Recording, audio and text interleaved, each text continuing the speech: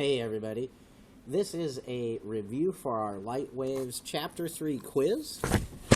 So get out a piece of paper and some pencil, take some notes. We're going to review before you do your retake. So, many of you have seen this before. These are some notes I've been asking every student to write down. If you haven't done that, pause the screen and do it now. Basically, these are some key concepts that I find really help students on these assessments. Okay, let's dive into our assessment here.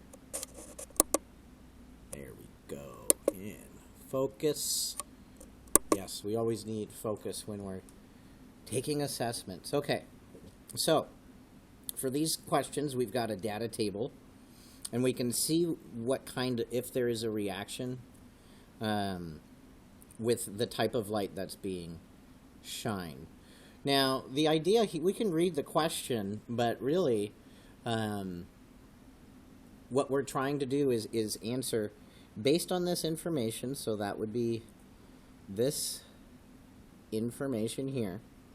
Based on this information, which type of light is more likely to dry out the air? Well, we have something that's being transmitted and something that is being reflected. And if we look at our key concepts, we know that there's not going to be a change when something's transmitted or reflected. So we need to find an answer that kind of matches that. So we know A and B are not correct because we're choosing X-ray or ultraviolet.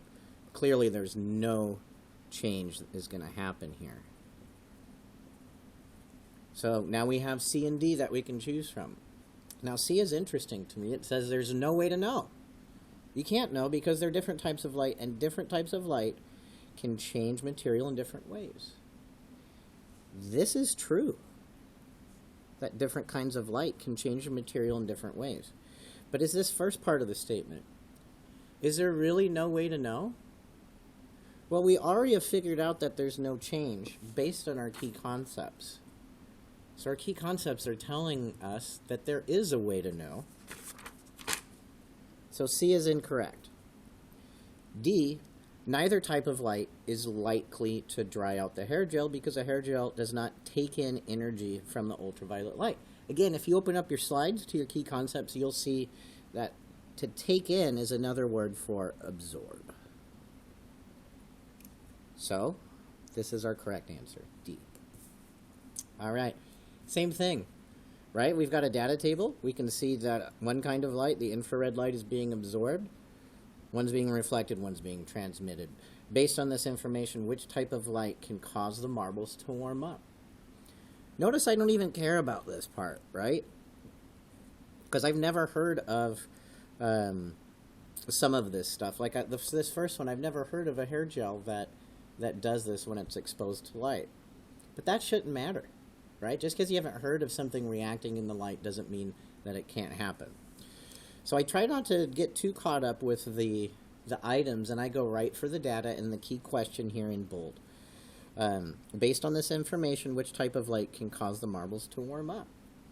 Well, we know it's not the X-ray light, because that's being transmitted. We know it's not the green light, because that's being reflected.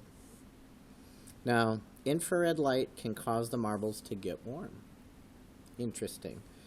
And then our last one is any of these types of light can cause the marbles to get warm because all light carries energy that can cause materials to change. Yeah, again, this is part of the statement. This part is true. I agree with that.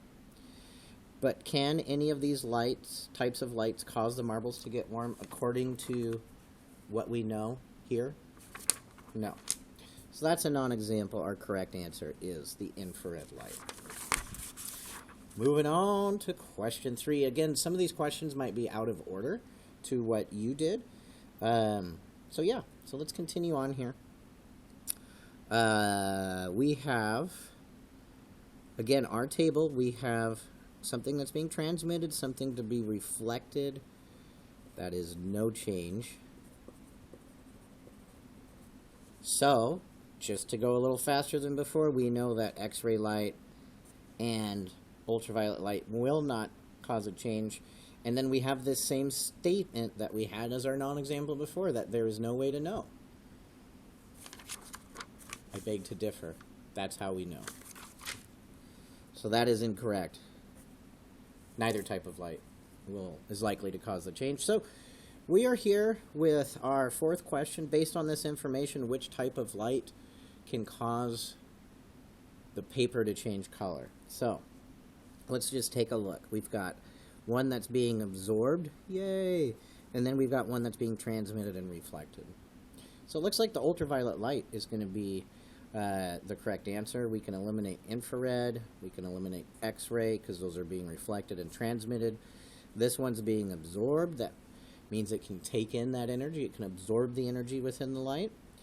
And our non-example, any of these types of light can cause the fabrics to change color. Can any of them? No.